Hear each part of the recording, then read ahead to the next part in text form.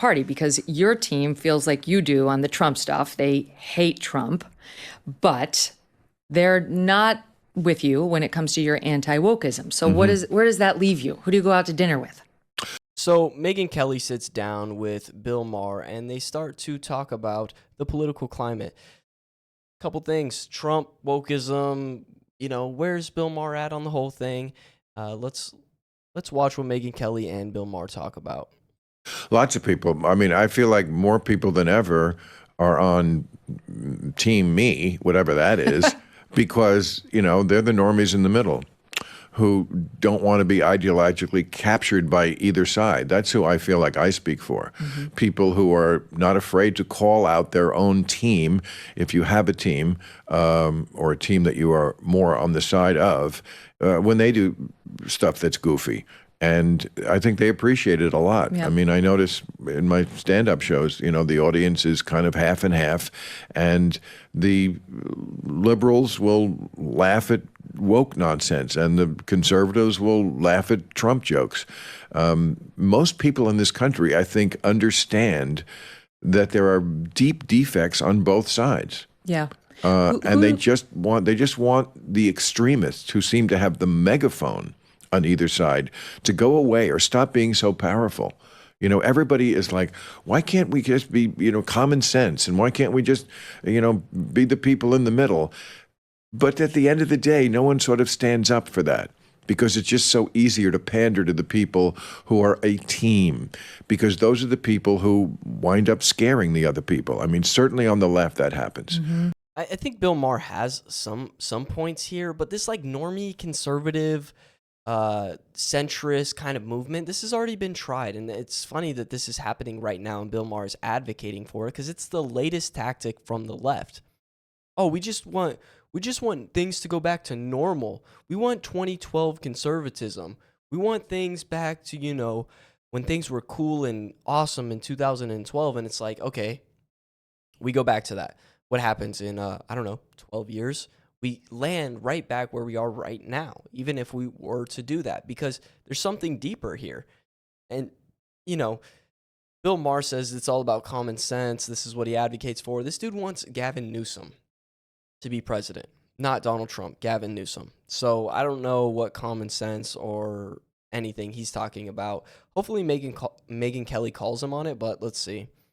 I've said it many times. The problem with wokeness is nobody ever gets canceled for being too woke. That's how you wind up with men can get pregnant. Yeah. Because you can say the most ridiculous thing, and because no one wants to be the one who's called out on Twitter, they'll be like, "Oh, sure, men pregnant." Sure. I've always said that. I saw a dude who was glowing today. It's just so ridiculous what you can get away with saying, and just the intimidation factor, and certainly on the right that happens too. So you don't seem like someone who's ever felt that. Have you managed to escape Felt ever what? Afraid of blowback from your own side? Well, I mean, come on, I've been on 31 years. It comes with the territory every week. When people say to me on Saturday, "How'd the show go last night?" I'd say, if I'm not canceled today, it went great. I mean, they're always looking to take you down, and the knives are always out. But, I feel like at this point, after 31 years, if they wind up getting me, okay, I had a pretty good run. That's right. And also, I think there's just a lot of people who have my back, and they appreciate what I do, and they appreciate me having that bond with my audience, that I don't pull a punch, and I never will. And it's made me, lose some audience. That's true. I say it in the introduction of the book. I say, I have lost some people, and I don't miss them.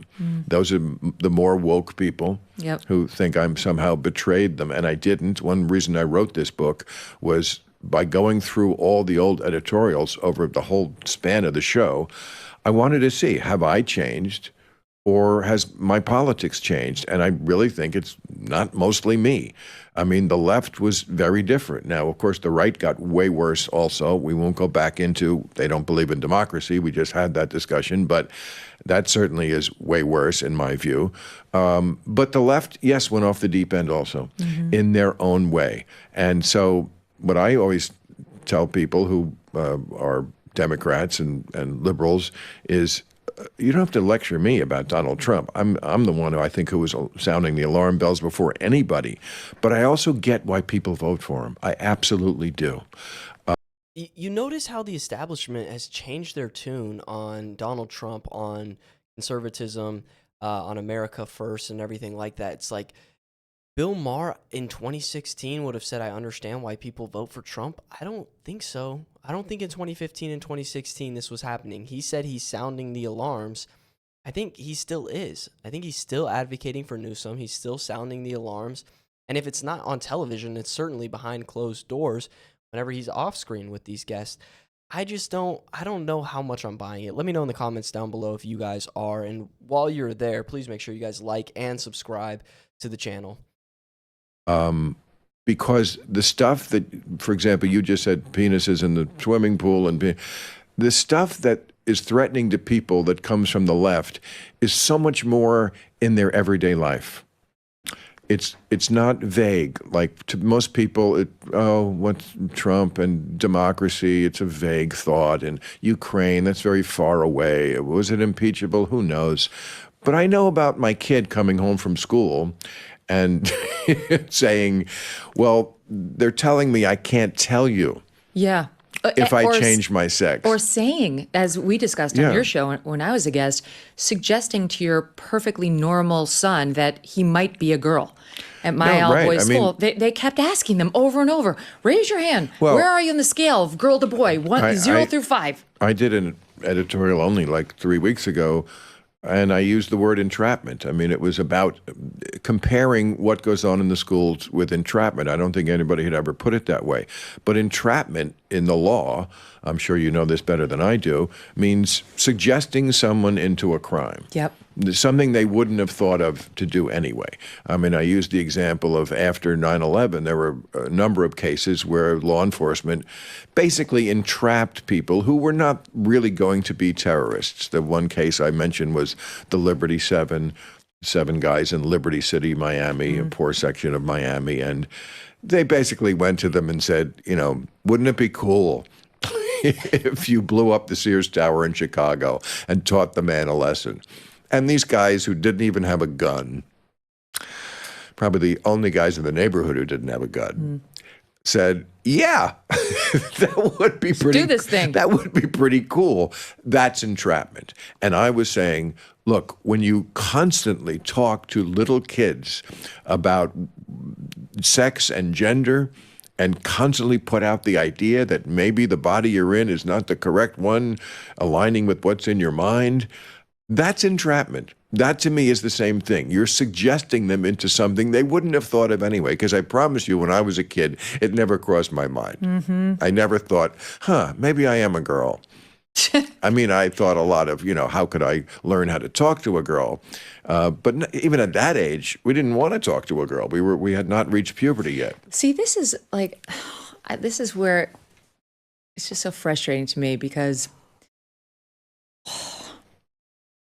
I looked at that Biden event where he had all the trans people out in front of the White House, and it's like it's a guy with fake breasts showing his naked breasts on cam, on the White House lawn. It was like National Trans Day of Visibility, which is every day in America now. Right. And they're on the White House. It's like, would you have some dignity? Could there be some dignity and decorum?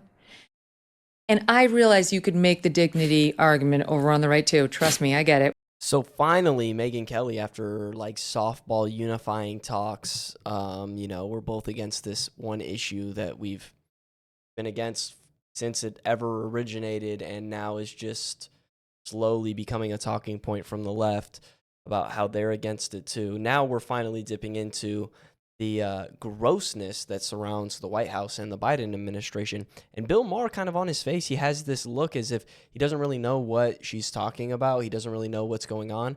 I kind of find that hard to believe that he didn't see that. This was talked about pretty much everywhere. Anybody who had a phone had saw what was happening at the White House on National Trans Visibility Day and what was happening there, which involved a biological male with fake breast implants, taking it off and showing everybody. So, yeah, let's see if he says this is bad and condemns it. with Trump. But that's why I look at Biden, I'm like, how do we get stuck with this, right? Like, why didn't the Democrats replace him? And why did the Republicans renominate Trump? I think they thought he was the strongest candidate, the one who could sort of be the strongest leader and take Biden down. But I look at Biden and I feel like the Democrats really could have made a switcheroo. I know he didn't want to give it up, but they could have made a switcheroo. I mean, my first show back after the strike ended, which was last September, the first editorial I did was called Ruth Bader Biden. I was the So one I who remember that. I was the one who coined that phrase. I was saying, That's right. if he continues on, if he doesn't get out of the race, he's going to be Ruth Bader Biden. He's going to be the person who hung around too long, destroyed his legacy, and probably the country with it. But he's got to get out now because Is his legacy not already destroyed? Answer me this. Is his legacy not already destroyed? Videos emerging every single week of him pulling invisible chairs and, doing squats, and, the comments on the video that we did last time. Every single parent who's ever seen their child squat knows and saw Joe Biden do that. They know what's going on here, okay? They know that he is defecating. So, I mean, one more term and he's going to ruin his legacy. I think that's already happened. too long at the fair. Being in debt is like sinking. Then we have an ad. Anyways, guys, that's everything for today. I wish that Megyn Kelly was more fiery and could get more out of it, but I something with people on the right, and they just want to be accepted by these people who are on national television, who are, in the mainstream and everything like that.